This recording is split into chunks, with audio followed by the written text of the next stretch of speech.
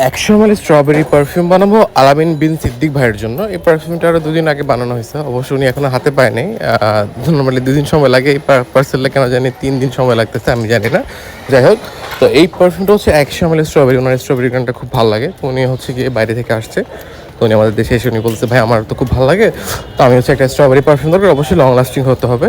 তো ওনার জন্য একটু লাস্টিং বেশি যেতে হবে, এরকমভাবে বানাতে চেষ্টা করতেছি। বাকিটা আসলে উনি হাতে পাওয়ার পরে বলছে আমাকে জানাবে। তো 100 ml স্ট্রবেরি পারফিউম হচ্ছে গিয়ে উনি আরেকটা পারফিউম অর্ডার করতে, হচ্ছে ভ্যাম্পায়ার ব্লাড। কোনোটাই ফ্রুটি অ্যান্ড হচ্ছে সুইট।